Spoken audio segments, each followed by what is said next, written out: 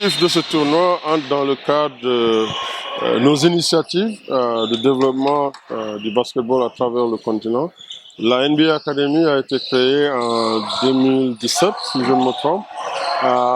Et avant la NBA Academy, le camp Basketball Without Borders avait commencé en Afrique du Sud en 2003, où chaque année, on faisait venir d'abord une centaine de jeunes qui venaient de plus de 35 pays à travers l'Afrique pour des semaines d'ateliers, de travail sur les fondamentaux du basket, mais aussi sur les capacités de vie, beaucoup de life skills pour essayer d'imprégner, d'inculquer chez ces jeunes qui venaient de toute l'Afrique des valeurs qui leur permettraient de devenir de meilleurs citoyens. Et on sait que le sport peut être un instrument pour le développement de l'individu, mais aussi le développement des communautés.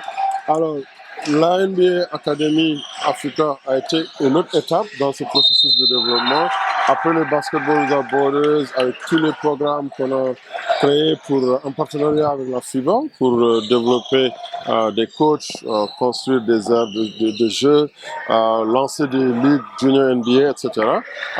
Maintenant, la NBA Academy était la prochaine étape pour commencer à être beaucoup plus pointé sur la détection et le développement du talent ici même en Afrique. Vous avez vu, on a construit cet édifice ici en 2017, engagé des coachs de haut niveau, des coachs NBA, des préparateurs physiques. On essaie de vraiment d'amener ce qu'il y a de mieux pour accompagner ces jeunes athlètes dans leur développement. Alors le showcase, maintenant, est une opportunité d'inviter d'autres jeunes de la même classe d'âge.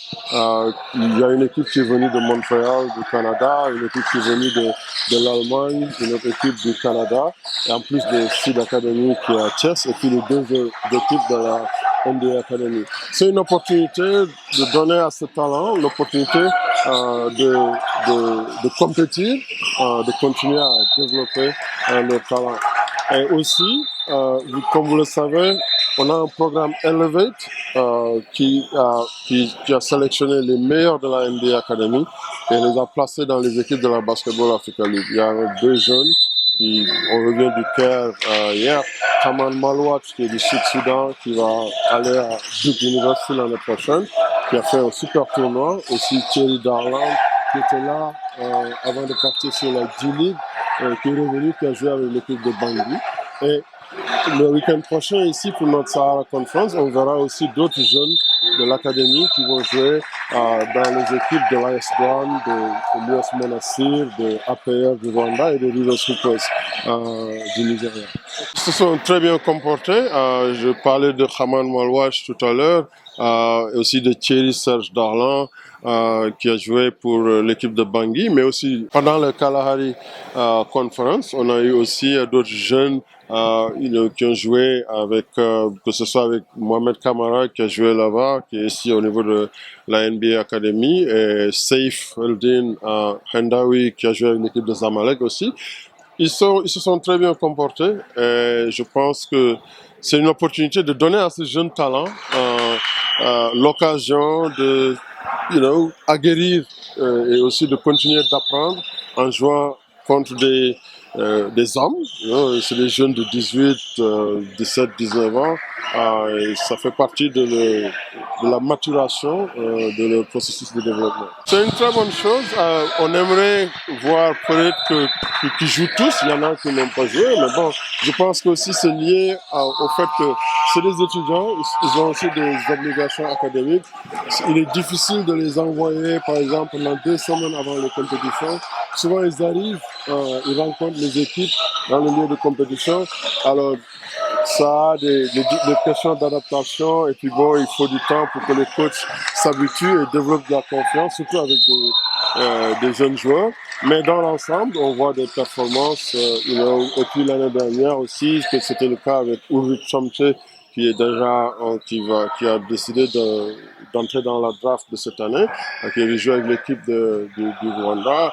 Et on l'a vu avec Modou Fall Cham l'année dernière aussi, avec l'équipe des Kwara Falcons. Et dans l'ensemble, c'est un programme qui fait son chemin et qui connaît une belle réussite, mais il y a des choses qu'on peut améliorer. Par exemple, je sais que toutes les équipes voudraient avoir ces jeunes pour un plus grand, une plus grande période de temps, pour qu'ils s'adaptent, ils s'acclimatent avec leurs coéquipiers et puis être dans le dynamique de groupe des équipes. Bon, l'apport, c'est de leur donner un autre palier pour continuer le développement. Ils jouent sur toute l'année avec beaucoup d'équipes d'abord locales. Je les vois ici inviter des équipes qui sont dans le championnat, qui veulent jouer. Mais aussi ils voyagent beaucoup pour participer dans de gros tournois aux États-Unis, en Europe, à l'occasion du match NBA qui se joue à Paris par exemple. Ils vont jouer contre l'INSEPS en France. So, ils parcourent le monde pour jouer contre des joueurs de leur classe d'âge.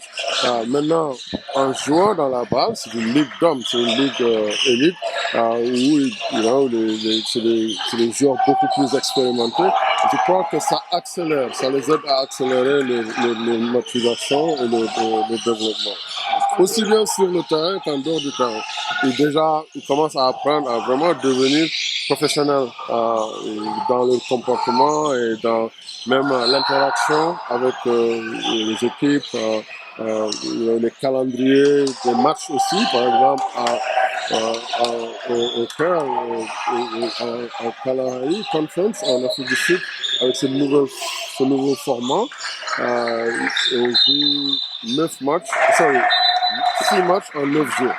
Alors, ça, c'est par équipe. Au total, on joue 12 matchs.